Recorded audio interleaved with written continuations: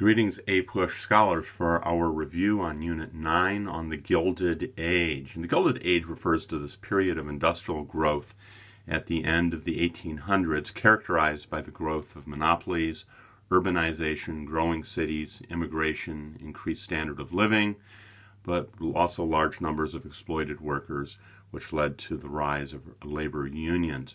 Looking at the review sheet from top to bottom here, laissez-faire refers to the principle of government hands-off, government not intervening in the struggle between labor and owners of these growing big businesses. Social Darwinism is the idea of natural selection applies to human society. Survival of the fittest is true for human beings. And regarding the poor, the idea with social Darwinism is the poor need to work hard and stop any sort of unfit behavior, and they're perfectly capable of advancing. And social Darwinism says that the rich deserve their wealth because evidently they have worked hard. They have displayed virtues and patterns of character which have led them to success. The flip side, or the opposing view here, is Marxism, which advocates class struggle and says that exploiting factory owners are oppressing factory workers, aka the proletariat, and the poor are not poor because of laziness or lack of virtue, but they're poor because of oppression, because of exploitation, because of abuse. And the rich, rather than being hard-working, creative, intelligent, virtuous people, the rich rather are thieves who are stealing what in Marxism is called surplus labor. They're stealing the labor, the creativity from workers and hoarding it for themselves. You should know the term monopoly. Monopoly refers to a business which controls the production of an item for which there is no close substitute. Some examples would be Carnegie's steel mills and Rockefeller's Standard Oil, J.P. Morgan's Northern Securities Railway Company. Andrew Carnegie, you should know him in particular. He is a steel tycoon. He is the man who harnesses the Bessemer process for making steel cheaply into basically monopolistic control of steel production. And you have what's called vertical integration. This is, he controls not just the steel mills, but he controls things such as the iron fields in northern Michigan and Minnesota. He controls the ships that freight it. He controls all the stages of the processing of steel. And he's famous for writing a tract called The Gospel of Wealth. It's a social Darwinist essay justifying the wealth of the rich. But what's curious is he is an advocate of philanthropy, and he is a philanthropist. He gives away hundreds of millions of dollars, which is really an insane amount of money at this time. And he believes you should help the poor who will work to help themselves. And he's famous for building thousands of libraries around the country. He's famous for Carnegie Hall. He believed that art that you'd hang on walls, like at the Carnegie Mellon Institute in Pittsburgh. He believes that music. He believed that parks. He gave money for these things. He believed this would lift the spirit of those who were on their way up the economic ladder. John D. Rockefeller, his business was oil. He's another one of these multi-millionaires, and he's famous for making use of what are called rebates. Rebates are where he would demand from railroads a rebate, a kickback for money back from all the freight he would give them. If they wanted his business, they had to give him a partial refund on oil shipped. And this would undercut, his prices would undercut those of his competitors, and he would drive them out of business. The term boss and machine, a boss is a big city politician, and a machine is a city government which basically traded favors for the votes of immigrants. And you may wonder, how did the immigrants figure things out when they got off the boat? And the answer is somebody from the machine would meet them and help them find a place to stay, help them deal with issues of their kids getting into school. If their tenement burned down, there'd be somebody there to help them out. And the machine politics, many people looked at this as corrupt and this is basically bribery. But it was very effective in a little quid pro quo in the cities between the immigrants and these city politicians. The old versus the new immigration. The old immigration is essentially pre-1890 or so, and these immigrants are largely English-speaking. They are from democratic countries such as England, from Great Britain. They are Protestant in appearance. They would be light skin, light hair, a little bit taller, from Western and Northern Europe. The new immigration, which shocked many of the old-timers, was sort of the opposite. Think of a lot of people that didn't speak English at all from non-democratic countries. Thus, the sort of the bribery type system of the machine politics in the cities. Many of them were Catholic. Many of them were Jewish. Many are coming from Eastern, Southern, and Central Europe. And the appearance is different as well. They tended to be shorter. They tended to be darker. They tended to be, darker hair, darker skin, and just the visual, along with the seeming inability to assimilate, made many people worried. And you do have an immigration restriction league trying to pass a literacy test, which is vetoed by Cleveland. The Chinese Restriction Act, this is the first act that actually restricts a specific group of immigrants. In 1882, it banned the immigration of Chinese labor. And why are the Chinese coming to America? Well, the first Chinese are coming over, they're part of this gold rush after gold is discovered in California in the late 1840s, but many others are coming over to work on railroads. And at the turn of the century, about 10% of the population of California specifically is Chinese, and there is incredible racism against the Chinese population there.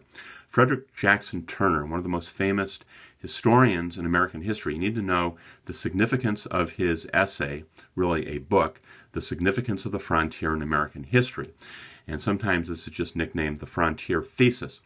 And Turner says that the frontier turned foreigners into Americans. It created the conditions for democracy and equality. Some strikes to know. The 1877 railroad strike. This is a response to the 1873 panic. This is the worst economic collapse in American history up to this point. You have the failure of banks, the failure of railroads, the failure of factories, reduced wages, and for railway workers caused railway workers in the Midwest to shut the railways down, and this led to widespread violence when President Hayes calls out the troops, when hired goons are called in, and this upsets a lot of the country, this idea that there's a growing divide between the very, very poor and the working man, just the working man, and those who are the haves. The Haymarket Riot, this is in 1886, and this follows on the heels of a strike against the McCormick factory in Chicago, and a rally is called for downtown to protest the cutting of wages and another economic downturn. And this leads to violence. Somebody, probably anarchists, throw a bomb which kills 11 people, injures 130. Many of those dead are police. And this is going to help lead to the unraveling of the Knights of Labor. Unions and the Knights of Labor in particular are going to be perceived as being led by agitators and radicals and Marxists and troublemakers, which is very ironic because the Knights of Labor frowned on strikes. More on that later. The Homestead strike in 1892 was basically a battle of workers of the Amalgamated Association of Iron and Steel Workers against some Pinkertons who were bringing in scabs. These are strike breakers in Pittsburgh. The factory had a lockout of the workers. They had put a barbed wire fence around it. They had put up sort of guard towers with gun slits, and it was sort of, the feeling here was Carnegie's factory. Carnegie was arrogant. Carnegie was not sympathetic to the need for improved wages, and this sees the calling out of the Pennsylvania National Guard. And again, troops are used to bust a strike. Why are strikes failing in the 70s and the 80s and the 90s? Well, you have sort of a lack of public support in general, this idea that any man can make it, this idea of social Darwinism and the gospel of wealth and laissez-faire is, people should quit complaining and just find work as they can. You have injunctions. Injunctions are where the courts are taking the side of big business. Injunctions basically are a legal way of legalizing union activity. You can't strike or you're arrested. Scabs, these are strike breakers. You have lockouts like at Homestead. You have the mixing of workers who speak different languages to try to weaken the ability to organize. You have the use of police, the use of state militia, the use of the army to break up strikes. And then you have your private goons, most famously the Pinkertons. And collectively here, and you have also yellow dog contracts, which you have to sign, which say that you will not join a union. These are all anti-strike tactics, which for a long time weaken the ability of workers to lean back against big business, which has got them working. Many are working 7 days a week, 12 hours, very dangerous conditions with repeatedly cutting wages, forcing workers to live in company towns. The Pullman strike in the 1890s, George Pullman required his workers to live in this nice town, very hierarchical, very patriarchal, but rent was high, utilities were high, and he didn't cut them when he cut people's wages in the economic downturn in the early 1890s. Government tariffs, who benefited and who did not. Those who benefited were factory owners and factory workers, and those who did not were consumers who had to pay higher prices because there wasn't competition from foreign imports. The Pendleton Civil Service Act, the purpose of the Civil Service Act, this is where you take a test to get a government job, and this follows pretty much the assassination of James Garfield, who's shot by a disgruntled office worker. And the idea here is that you'll get jobs by merit, not jobs by the spoil system. And the system that Andrew Jackson had, the spoil system, which he called rotation, is where this really picks up.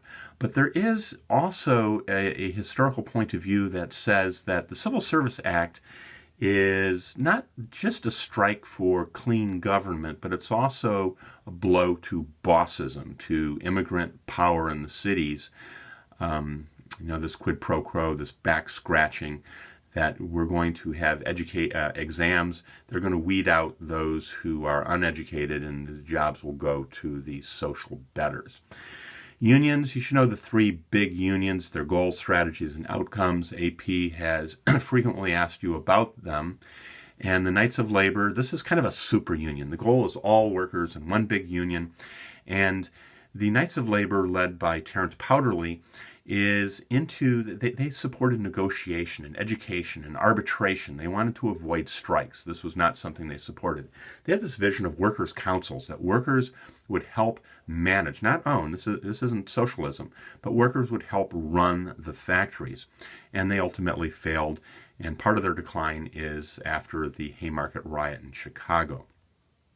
That gets blamed on radicalism. The AFL, the American Federation of Labor, this is a union of craftsmen, of skilled workers only. And they pushed for what they called bread and butter unionism. They simply wanted more money. They didn't want to help run factories. They weren't interested specifically in political change. They wanted more money in their paychecks, and they would strike to get it.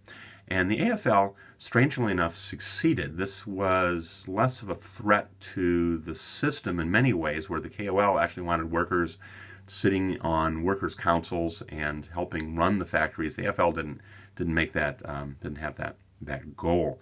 The IWW, the International Workers of the World, or the Wobblies, they wanted to end capitalism. They wanted a socialist, Marxist system, and they advocated voting for socialism and striking for higher wages, and they had pitched battles between their workers, their unionists, and state militia and private goons, and they failed. Problems leading to unions, of course: long hours, low wages, and dangerous working conditions. You should be aware of a photojournalist named Lewis Hines. He is famous for exposing child labor, which is maybe about 10% of workers in factories. These are, kids working in steel mill, working in textile mills, working in fields, working in sweatshops, and he is one of these early sort of muckrakers who our expose journalism is being used to bring a call for reform. On the cultural side here, you should know for popular literature, Henry George, Poverty and Progress. This was this sold more books up to that 1879. He sold more copies of any book than anybody in American history, and this is I've tried to read this book. It's sort of impenetrable, and Progress and Poverty wasn't as important for its argument, which was really complicated in the details, but he's arguing that there is a solution to this problem between the rich and the poor, and it's a single tax on land. And his argument is land that is being held out of production by the wealthy. If you tax this land, they will sell it. They'll sell it at good prices, and workers who are landless will have this land, and it will increase productivity. It will spread wealth, and he sort of is, he's a proponent for government intervention for the end of laissez-faire. Edward Bellamy, looking backward, it's kind of a Rip Van Winkle story. If you read it, it's kind of fun. The government sort of vanishes, and you have the worker. This book is written in 1888. And it's a huge bestseller behind only the Bible and Ben-Hur.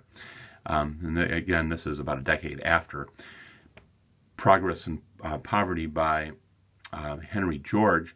Edward Bellamy is describing a socialist world where workers only take what they need, and they're working jobs, and they're retiring early, and they have lots of free time, and there's basically no poverty, and there's just a lot of culture and art and satisfaction and choice, and it's kind of almost a sci-fi fantasy sort of proto-Marxist track. Horatio Alger, the most popular writer of the last 30 years or so of the 1800s, wrote rags to riches stories. And he wrote about 100 books. Everyone had the same plot. And they're all about a little poor kid in the city who goes up the social ladder by working hard, not gambling, saving his money, learning how to read and write, going to church, doing some virtuous deeds, not hanging out with bad kids. If you read Ragged Dick, or Poor Richard is a bootblack, and he doesn't gamble. He doesn't pitch pennies and smoke cigars like Jimmy Nolan, the Irish kid. And this rang true to a lot of Americans. These immigrants are coming over largely because there is success, there is social mobility, and Horatio Alger and social Darwinism basically say, hey, if you've succeeded, that you deserve it, and there is opportunity, there is possibility, and if you're at the bottom, well, woe is you. You need to stop doing whatever it is, bad behavior, drinking, smoking, gambling, lack of thrift, hanging around with bad kids. Booker T. Washington versus W.E.B. Du Bois, and these are two black African-American activists who are advocating different things for the black community. Booker T. Washington is a former slave. He wrote a book called Up from Poverty, and he's arguing at a time right on the heels of the end of slavery that social equality, political equality is not realistic. The Ku Klux Klan is going to come kill you. He argues for pursuing economic skills, and he's got a famous quote, "Agitation is folly." And he says that whites and blacks have a common cause, and that is rebuilding the South, that is working together to create prosperity. And then the Atlantic Compromise. He gives a speech in Atlanta in which he says poor blacks need to cast down their bucket where they are. They need to pull themselves up by their own bootstraps. And he's saying things that whites want to hear. They want to hear that blacks don't want to, get uppity, that blacks don't want to get out of their place, that they want to work hard, that they want to be respectable and decent workers. And Booker T. Washington, he's arguing essentially a position of realism, that you're not going to have equality in the short run here. It's not that he's, against this, but he says that if you're poor, get some skills. If all you know how to do is chop cotton and plant cotton, maybe you should become a mechanic, become a carpenter, get a skill, and put more food on your family's plate. And he's famous for starting what's called the Tuskegee Institute, one of the famous black colleges in a time of racial segregation. A generation later, W.E.B. Du Bois, a little later in the century, writes a book called The Soul of Black Folks, and he's one of the founders of the NAACP, which is still a African American civil rights organization. The National Association for the Advancement of Colored People is what it means, and this comes out of the NAGRA movement. A bunch of black activists meet in New York, and they're arguing the solution for what's wrong with the African American community is immediate political and social equality. Black Americans are American citizens. The 14th Amendment guarantees citizenship rights, and the 15th Amendment guarantees the right to vote. And the NAACP and W.E.B. Du Bois are arguing for something different from Washington. Washington's focusing on economic skills and development. Du Bois is arguing for political and social equality. And he's an interesting guy. If you sort of look at his biography, he grows up in Great Barrington, Massachusetts, and he's one of the very few, if maybe he's the only black kid in town. And his mother is a little bit disabled, and the good people in the town pay for his education, and he goes to school with the white kids, and he doesn't see the danger. He doesn't see the threat of the Ku Klux Klan. He does not see the hatred that Booker T. Washington did. And Booker gets blamed as being an Oreo, sort of, a guy trying to be white in the middle, and perhaps not really fair. But two different points of view for dealing with the needs of black Americans as the century turns. Some thoughts there on the review sheet. Study early, study smart. Good luck, guys. Signing out.